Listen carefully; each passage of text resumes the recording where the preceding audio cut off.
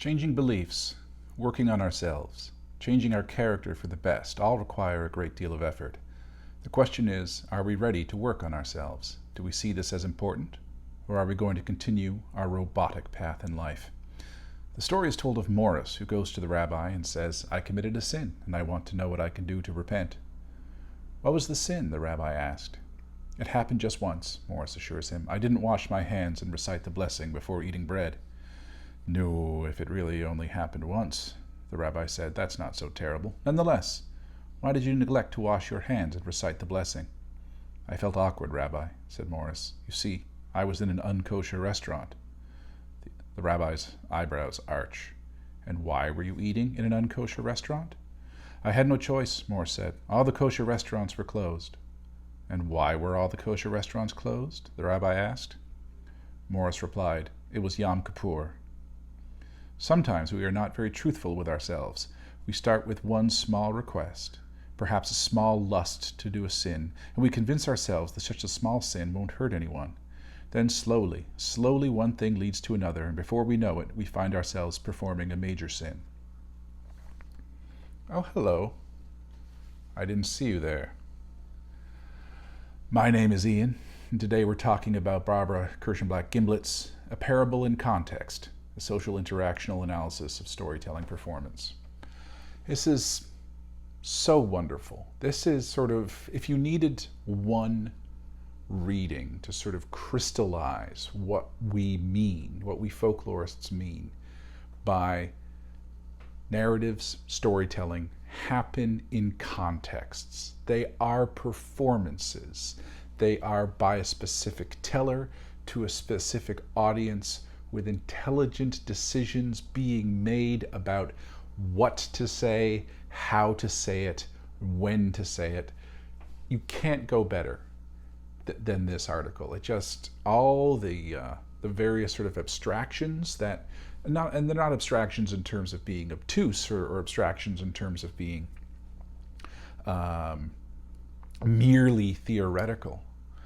But this is sort of a perfect example, unlike sort of the articles that seem to really sort of wrap themselves up in the argument of why context is incredibly important and wrap themselves up in the argument of performance. This is where the upper blade of theory meets the lower blade of data. It's like, let's just walk you through it and we'll show definitively once and for all.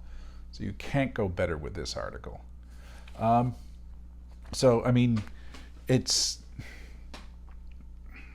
I like her use of the word preformulated. It's a term that never really caught on, but it makes an awful amount of sense when we're talking about that there are stories out there, Märchen being one, parables, legends after they've become sort of the finished narrative.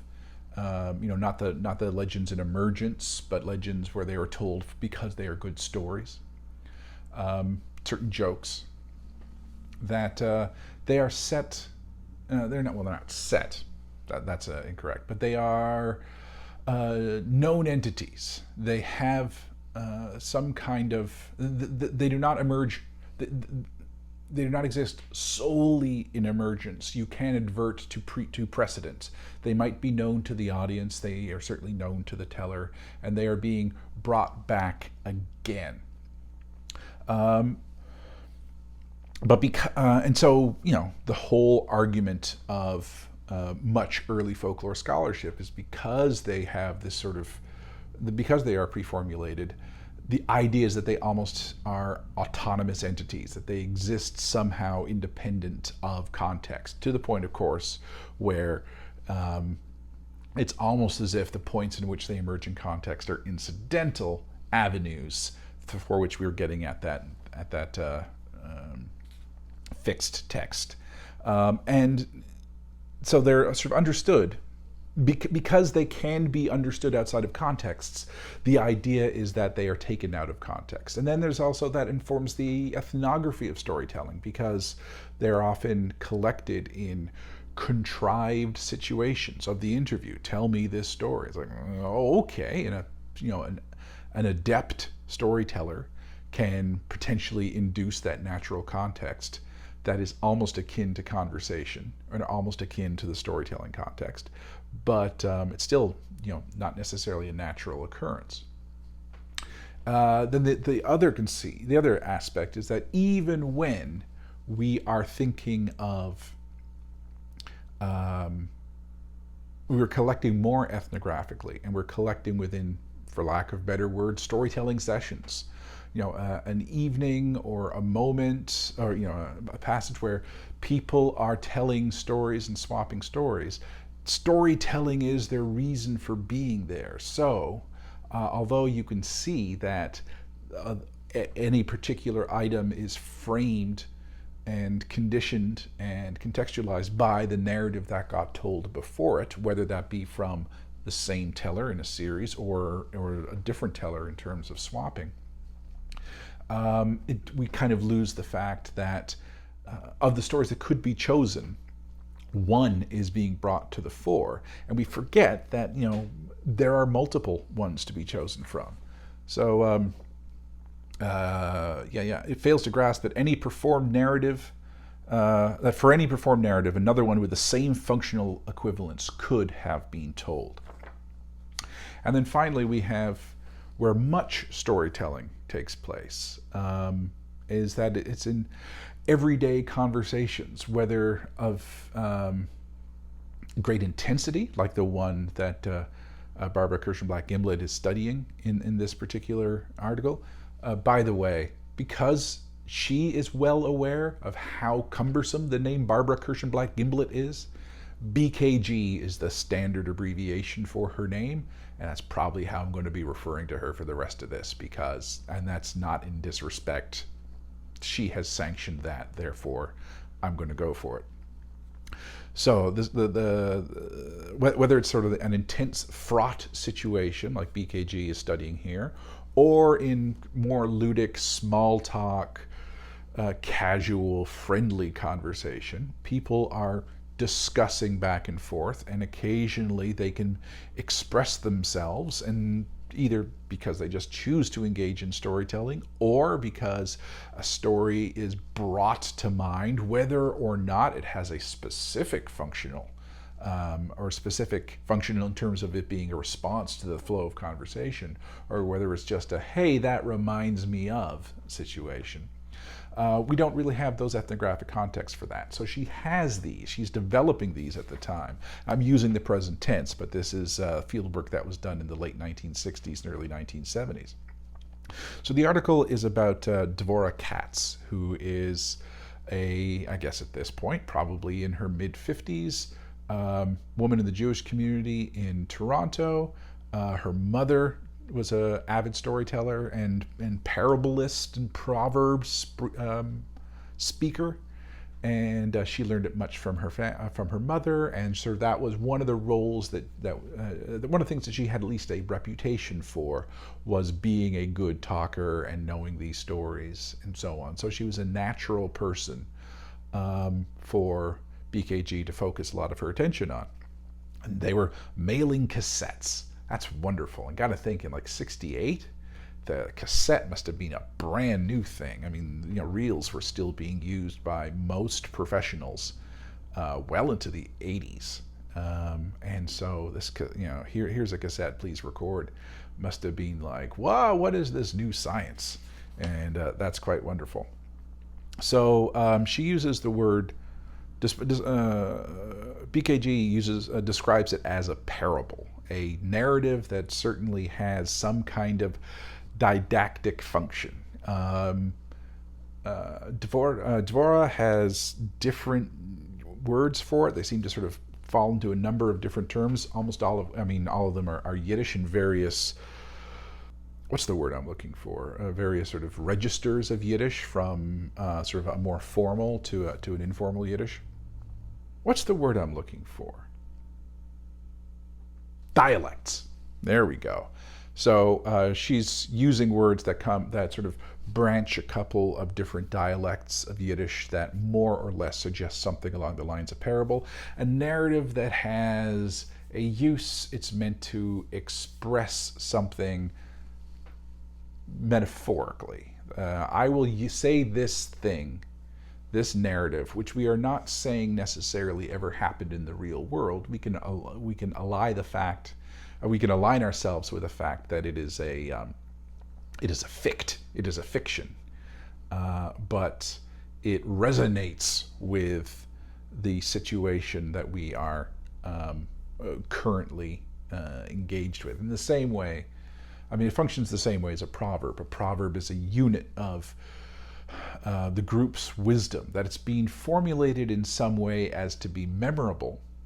And because it's memorable, it becomes part of the group's collective repertoire. So when I invoke a proverb and you hear it, I am invoking it because it is appropriate to the situation. If you want to know how best to understand something, and basically come to me with a question, or I just decide to impose my opinion and mansplain it for you, I can tell you, or in my own words, or I can tell you in these words that are expressly not my own. They are the group's. Neither a borrower nor a lender be, which is obviously Shakespeare, but it's entered into the proverbial thing.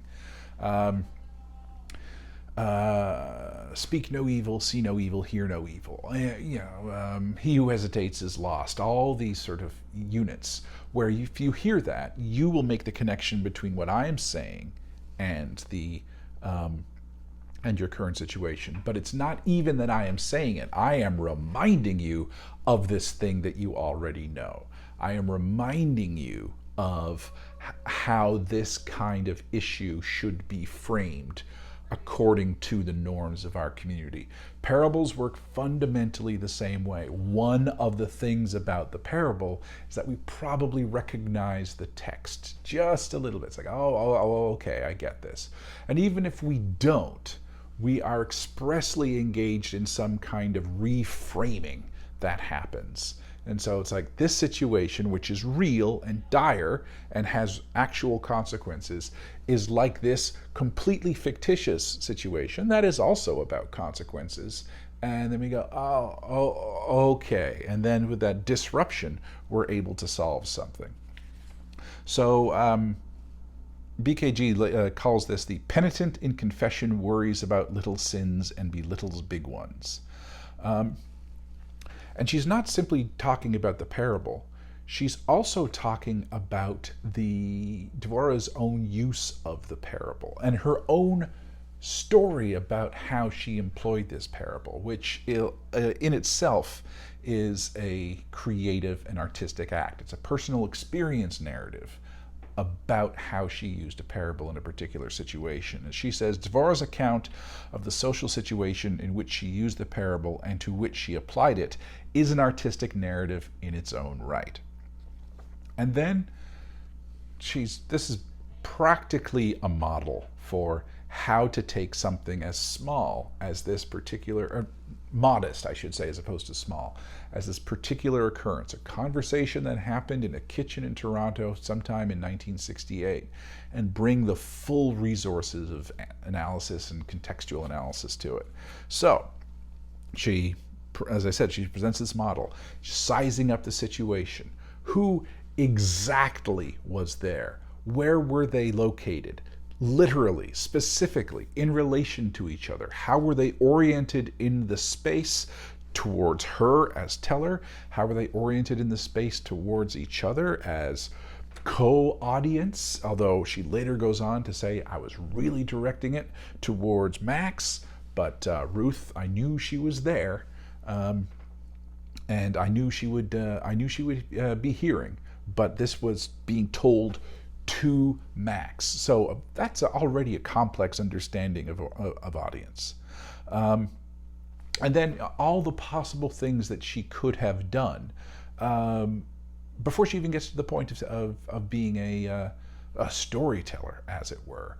The issue is basically, if she is being asked to arbitrate, which she was, the dispute is, he doesn't understand why his wife is angry and his children are angry because he canceled taking the kids to the movies. And the issue is that he was always canceling taking his kids to the movies, and they were getting increasingly upset. And it wasn't that the promise was broken, it was that a chain of promises had been broken, and he seems to only ever apologize for the most recent one, as opposed to apologizing for the patterns of breaking that promise. So she's fundamentally asked to arbitrate, and she's in the room, and what would you do? Wife Ruth incredibly upset. Max, her little brother, is like, oh, what's going on? And she has choices. She has take Max's side. She said, come on. He's offered to take them to the movies now. Taking them to the movies, all is forgiven. And basically letting him off the hook for his previous abrogations of responsibility. It's like, let's let bygones be bygones. And so he doesn't even need to necessarily take responsibility for the pattern of breaking. He's just seeing it as a one-to-one correlation.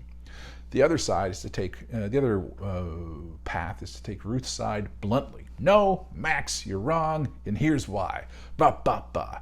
And that will shut him down. The third is the use of a story. The third is by reframing it. And it's like, okay, well, I'm going to tell you, but I'm not going to tell you.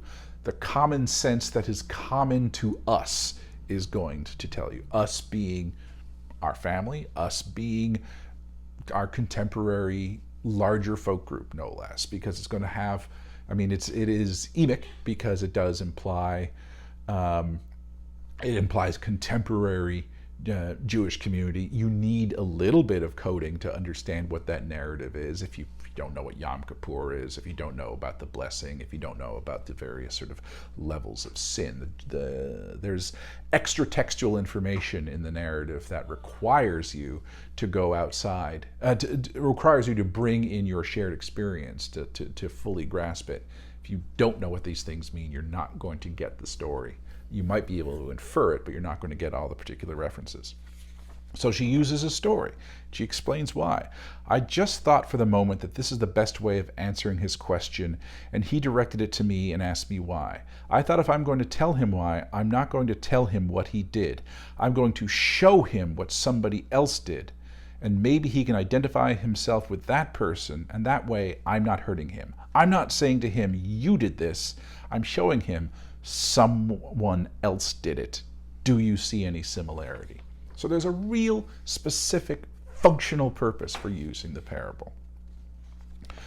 And then, she weighs in on the appropriateness. Go, okay, you've decided to tell a story. Why this one? And then she explains, this is the one that makes the most sense. BKG suggests another one, which is a similar cumulative formula tale. She said that about someone sort of starting with a very small confession isn't the right word, but a small explanation, and then say, well, how did that happen? And then bigger and bigger and bigger. Oh, sorry, your dog died. So a peasant comes up to a master coming from home and says, your dog died. And so, oh no, that's terrible. What happened? Well, the horses trampled him. Oh, why were the horses running? Because the barn was on fire. It's like, oh, why was the barn on fire? Because the candles were knocked over inside. And what were the candles? Well, we were burying your mother at night. And it's like, ah. And so, for all you dog lovers there, don't be upset. But the dog dying is the smallest of the things. And it's like telling about the dog and not telling about the dead mother. Fun stuff. Oh, the nights just must have flown by. So she said that wasn't appropriate. And then she has, and then what is the effect of telling the parable? How does this actually seek some kind of resolution? And in her words, BKG's words, the parable introduced a new frame in the form of a fictional story, momentarily distracted everyone's attention away from the painful dominant encounter, while the subordinate one was briefly allowed to hold sway, and by provoking laughter neutralized the previously established frame of reference. While howling with laughter, and howling with laughter was the way that Dvorah explained the reaction, Ruth could not remain annoyed, and Max could not remain indignant. The parable constituted a displaced definition of the situation, and as it is safe to offend something no longer credited as reality, Ruth and Max were able to laugh at this depiction of the situation, and Dvora achieved her aim. Max saw his behavior clearly and unemotionally, and Ruth was appeased. So a resolution could be had by using the narrative to provide some kind of distance, the distance of fictive characters, the distance of people who are doing the exact same thing as us, but we can see the folly. And by seeing the folly in that, it's like, okay, I get it. Yeah, thank you very much. It's the same way that cartoons function. It's the same way that political cartoons function. It's like, oh, okay, we know that isn't the case, but it crystallizes these things. It turns it fundamentally into a phantasm, a diagram for how we are to understand a particular relationship. And then she talks about BKG's own analysis of the parable and its level of appropriateness. She breaks it down into 3 sections. One is that the parable is about someone who seeks forgiveness for the latest and smallest transgression without wishing to take responsibility for the previous and graver ones.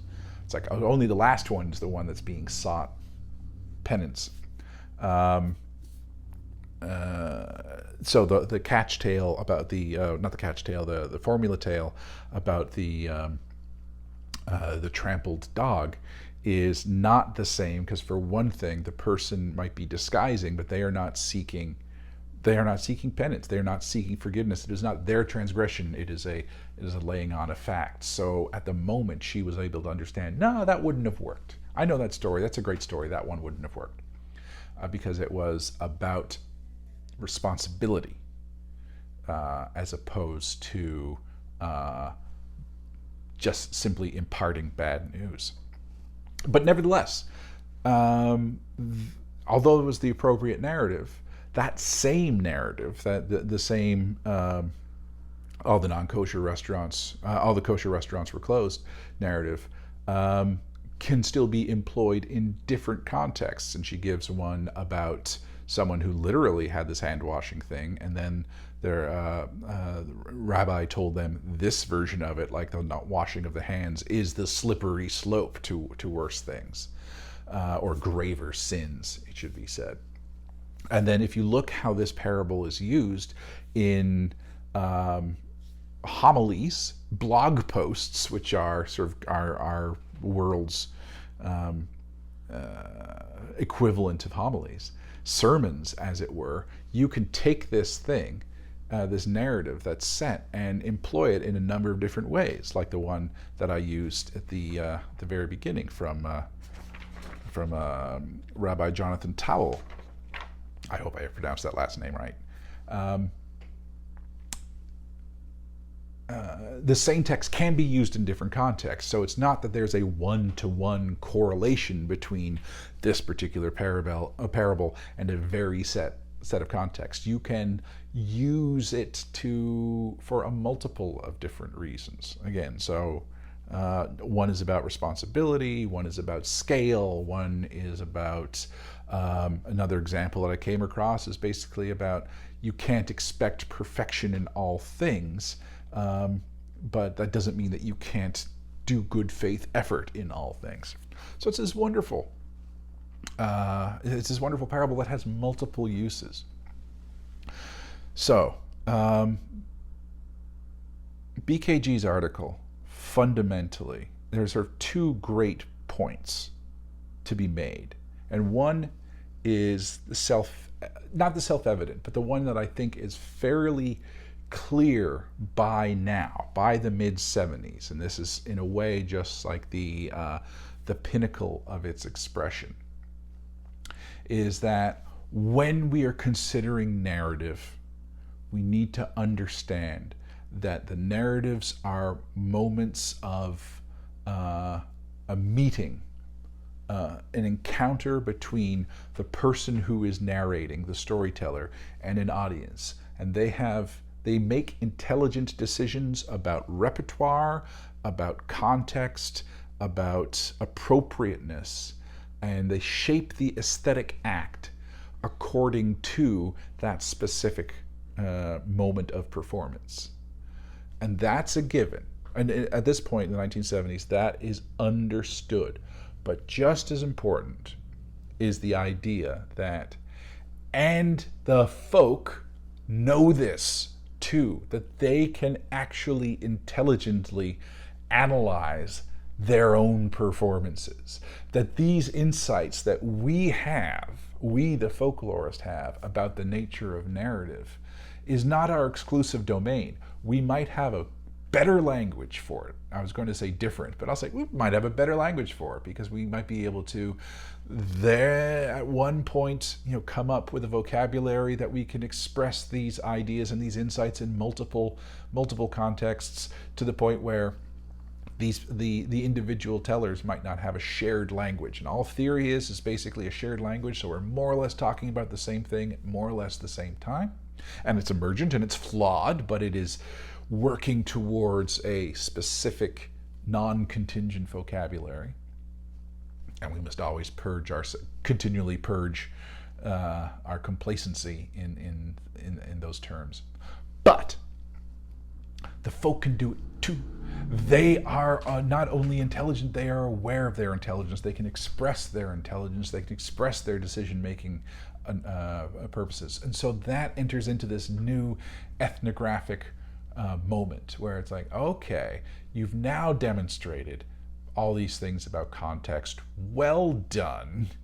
Now let's actually ask the folk themselves. And the folk themselves are always self-aware. They're always contemporary and they always understand these things. Yeah, how can you go wrong with this article? It's just so perfect. And in a way, it's not self-explanatory because it's deep. But again, it's a modest moment. And then it's just so beautifully considered by BKG that it just sort of flies by. It's not ponderous. It's well written. You fall in love with Dvora, on page 4. You can't go wrong. So I don't have anything else to add to this. So this has been Ian, your new best friend. And we've been talking about Barbara Kirshenblatt-Gimblett's A Parable in Context, a social interactional analysis of storytelling performance. As ever, my friends, I wish you nothing but the best. Bye-bye.